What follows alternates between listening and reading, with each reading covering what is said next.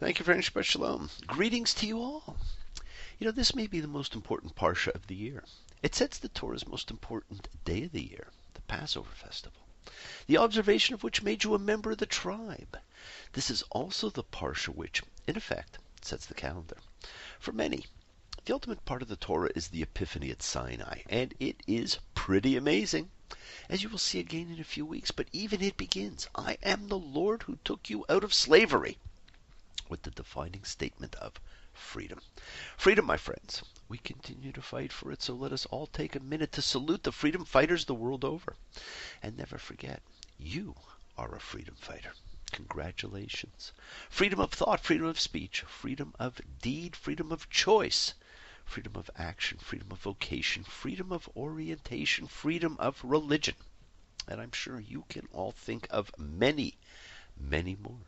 Many a mile of freedom, many a smile to tell. Ask my bluebird to sing you from the heart of a wishing well. If you should ask me to give you the reason for life that we know, then together we flow like a river, and together we melt like the snow. And friends, together we do flow like a river, and together we melt like the snow.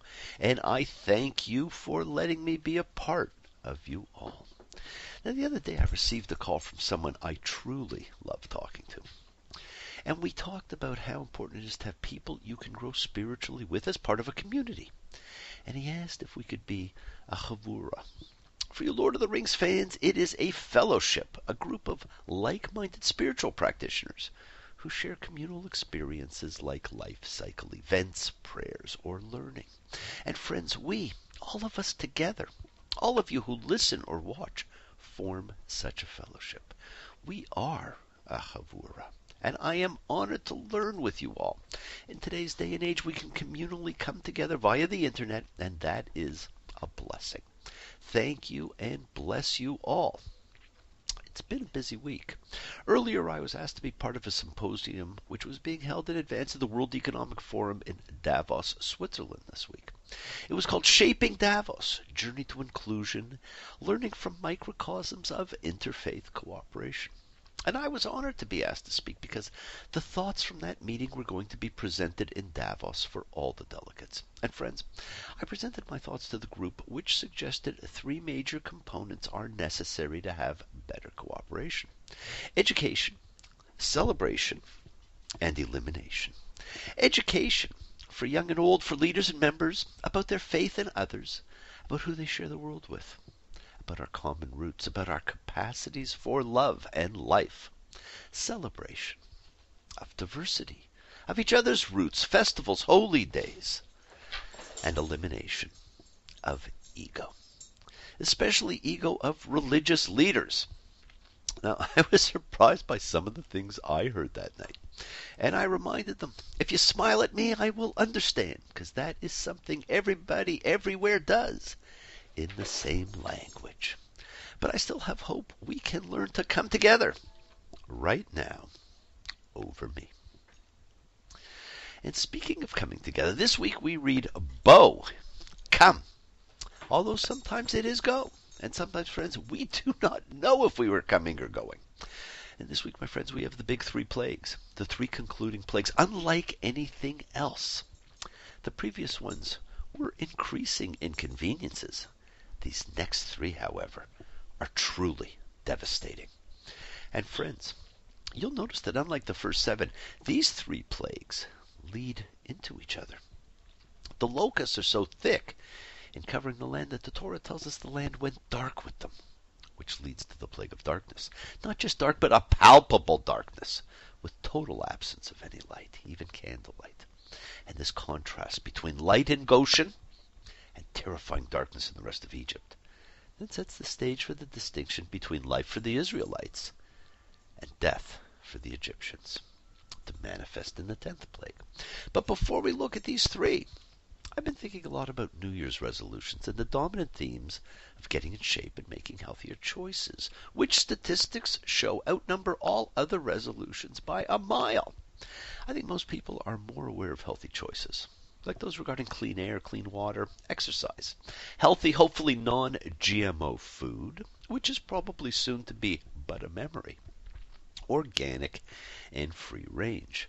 But of late I keep hearing about free range children, not chicken. And I think that is how so many of us grew up, free to play and explore and unencumbered. I certainly hope we are all capable of determining our kids' ability to cope with life and its lessons. Free range is food. Humanity is simply free. As Graham Nash wrote, you who are on the road must have a code that you can live by, and so become yourself, because the past is just a goodbye. Teach your children well. Teach your children, my friends. Teach them to eat free-range food, but teach them to be free. We as human beings have an amazing capacity for freedom. And of course, one of the great gifts of freedom is our gift of forgiveness, especially when we feel others had no options available to them. We have a myriad of options in our lives. And while we may not always realize it or accept that we aren't taking advantage of them, we fight for underdogs who did not have the same right to choose. And in this Parsha, we read about the lack of choice, and we see how important freedom really is. Exodus 10:1. And God said to Moses, come to Pharaoh, because I have made his heart and his servant's heart heavy, for the purpose of my setting these signs of mine among them. We are told about a person who has no choice. Now, we still say Pharaoh was evil. He may have been, but he was a tool in God's plan. Listen to what was said. And the Lord said to Moses, come into Pharaoh, for I myself have hardened his heart. God has hardened his heart and the heart of his servants, so that I may set these signs of mine, God's signs, in his midst, and so that you may tell in the hearing of your son and your son's son how I toyed with Egypt, and my signs that I set upon them. And you shall know that I am the Lord. What a statement! And friends, this is a contradiction that has occurred even to little children. Why does God harden Pharaoh's heart against releasing Israel and then plague Egypt for not letting them go? It's a fantastic question out of the mouths of babes. The fact is, the Torah does not present the plagues as punishment of the Egyptians for enslaving the Israelites, but rather as signs by which God will become known. And yet, if you ask most people, they will tell you the plagues were punishment. Even more dramatically, God tells Moses to inform the Pharaoh that, and in fact, I established you for this purpose, for the purpose of showing you my power, and in order to tell my name in all the earth. Now, as I've said before, that's some way of announcing your presence and telling a name. What's wrong with making another planet instead? And as you read it, you'll notice that dispersed through the account are frequent reminders that this is the purpose of the hardening of Pharaoh's heart, and that this is the purpose of the plagues.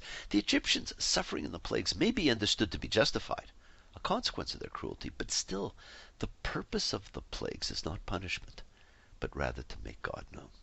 The 7 plagues we've witnessed so far were pretty powerful, and now, returning to our Seder dinner and the drops of wine for the plagues, the 8th plague, Exodus 10:4. If you refuse to let my people go, here, I'm bringing a locust swarm in your border tomorrow, and it will cover the eye of the land, and one won't be able to see the land, and it will eat the remains of what has survived that is left to you from the hail, and it will eat every tree that is growing for you from the field.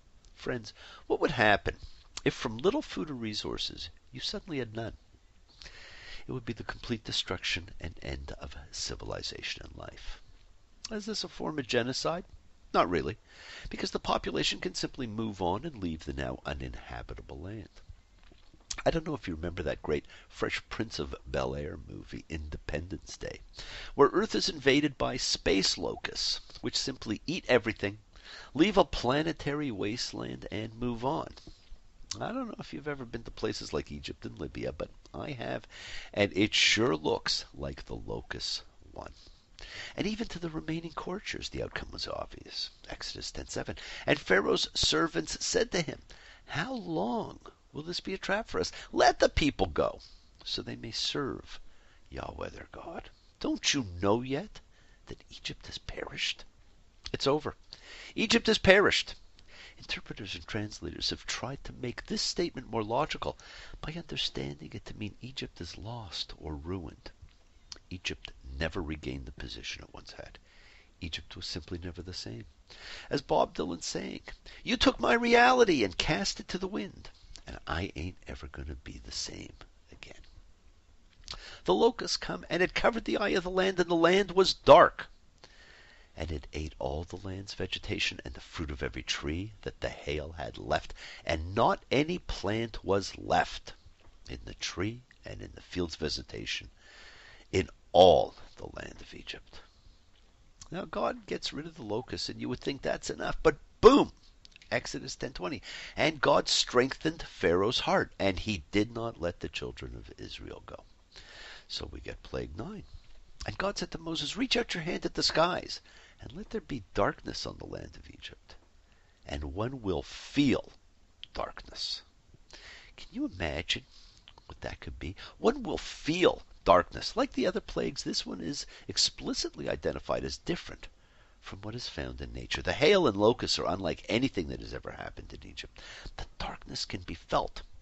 There is no chance whatever that the Egyptians or any interpreter of this text can understand these as being chance occurrences of nature. It wasn't an eclipse or freak storm. The darkness lasts 3 days. A heavy darkness that even candles cast no light in. So dark, in fact, that no one moved.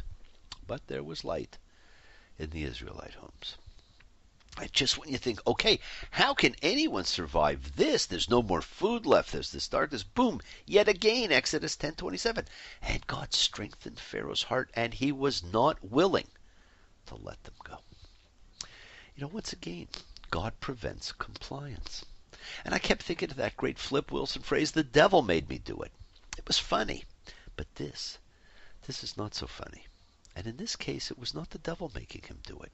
You can only imagine what could have been going through Pharaoh's mind as he does these things, wanting to let the people go, while being forced to condemn what was once a great and unique civilization. And then the final plague.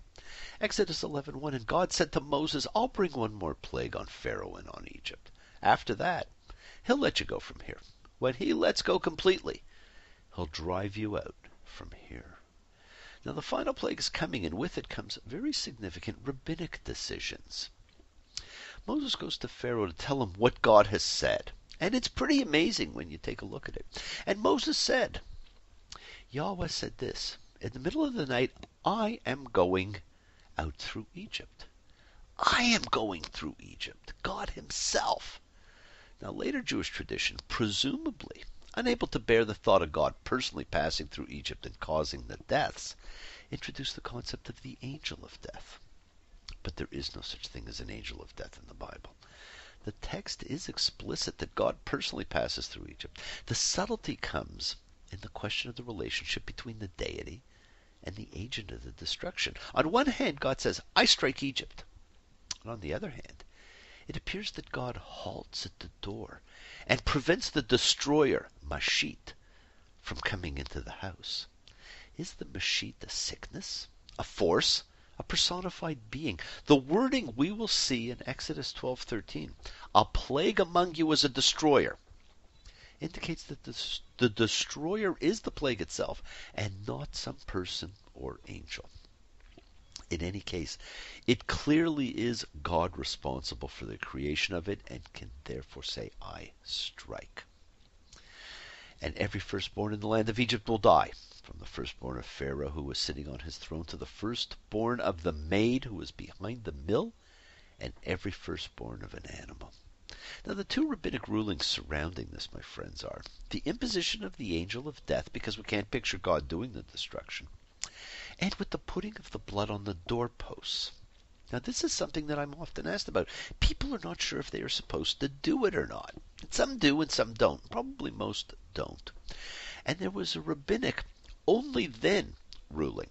So people do not have to put the blood on the doorposts anymore. And that came about a few hundred years ago because of projection and bigotry about Jews and blood. And then a very strange thing happens.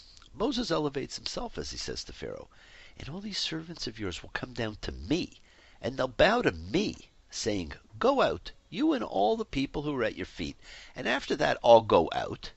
And he went out from Pharaoh in a flaring of anger. Bow to Moses. Now I read that and I wondered, where does that come from? They'll bow to me. Read this speech carefully, my friends. At the beginning, when Moses uses the first person, he's quoting God. I am going out through Egypt. But here at the end, the first person refers to himself. Will come down to me, and they'll bow to me, and after that, I'll go out.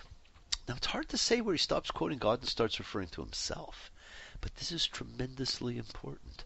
A true turning point in Moses' life. His fear of Pharaoh and his lack of confidence are gone. He shifted Pharaoh's attention from God to himself. He has not stepped over the line and failed to credit God, but he will do that many years later in his sin at Meribah. This moment in Pharaoh's court is an amazing step in the long process of Moses' evolving relationship with his God and his people, which will have a tragic aspect in the end. Now, wouldn't you think that's enough to get someone's attention? Yeah. And Yahweh said to Moses, Pharaoh won't listen to you in order to multiply my wonders in the land of Egypt. And the section ends, and the Lord strengthened Pharaoh's heart, and he did not let the children of Israel go from his land. Now we're at Exodus 12:1. The Passover instructions are beginning, and two of the greatest and most perplexing things in the Torah occur: the issue about God or the angel of death, and the setting of the calendar. And Yahweh said to Moses and to Aaron in the land of Egypt, saying, And this month is the beginning of months for you. It is the first of the months of the year for you. First of the months of the year. According to the Torah, the new year begins in spring, not in the fall, as Jews celebrate it now. The holiday that comes on the first day of fall is never referred to in the Torah as Rosh Hashanah. And it's fascinating how the calendar got shifted. And if anybody wants to know, please email, or we can talk about it when Rosh Hashanah rolls around in the fall. Now Moses instructs the people about the 14th day of the month, the sacrifice, and the meal of the lamb, and the putting of the blood on the doorposts. And the people are to eat in haste. Pesach hu ol Adonai. It is God's Passover. And I shall pass through the land of Egypt in this night, and I shall strike every firstborn in the land of Egypt, from human to animal. And I shall make judgments on all the gods of Egypt. I am Adonai. And the blood will be seen as a sign for you on the houses in which you are. And I shall see the blood, and I shall halt at you. And there won't be a plague among you as a destroyer when I strike in the land of Egypt. Two things to note, my friends. The Hebrew Pesach does not actually mean to pass over. Its biblical meaning is to halt. And we picture something floating over the houses, but instead it is God going among Egypt, killing, destroying, he says, seeing the blood on the door and halting, and then moving on. It's a different image from the one we've grown up with. And it is God doing the killing. But over time, the shift has taken place, and in subsequent eras it became an angel of God floating along. And that is what most people today will tell you. We are told, and this day will become a commemoration for you, and you shall celebrate it. A festival to the Lord. You shall celebrate it through the generations and eternal law. The first holiday of freedom, my friends, to be celebrated forever, an eternal law. Shavuot Yamim Matzot, 7 days. You shall eat unleavened bread. There is the festival. It will be known as the Festival of Unleavened Bread. We call it Passover, but it is the Festival of Unleavened Bread, Matzah. And friends, unleavened bread was the bread of the priests. It was the celebration of holiness, and every year we create this event in a state of holiness. What a powerful commemoration. Yes, teach your children well. You may have noticed that the words unleavened bread and commandment look the same in Hebrew. They share the same consonants. Matzah, mitzvot, both reflect your holiness. And to observe the holiday, in the first month, on the 14th day of the month, in the evening, you shall eat unleavened bread until the 21st day of the month in the evening. Friends, this was to be observed by native and by alien. It was that important. And if you did not observe this festival of freedom, You were to be cut off from the tribe. Friends, not too many of us get exiled these days. A small community where family and tribe meant so much more. This was an enormous penalty. Friends, one of the most important verses in the Torah is found here. There shall be one instruction for the citizen and one for the alien who resides among you. There is not to be a difference. Instruction is the translation of Hebrew Torah because it denotes both teaching and law. And this is the first occurrence of the word Torah in the Torah. Its first appearance is in a verse declaring that a foreigner residing among the people of Israel has the same legal status as an Israelite. The context here concerns the Passover statute, but this principle of treating a resident alien the same as any citizen will be repeated many times in the Torah. I can't think of a better example of inclusivity. Over the time, of course, the celebration of the holy day changed. And it was in the middle of the night, and the Lord struck every firstborn in the land of Egypt, from the firstborn of Pharaoh who was sitting on his throne to the firstborn of the prisoner who was in the prison house, and every firstborn of an animal. And Pharaoh got up at night, he and all his servants and all Egypt. And there was a big cry in Egypt because there was not a house in which there was not one dead.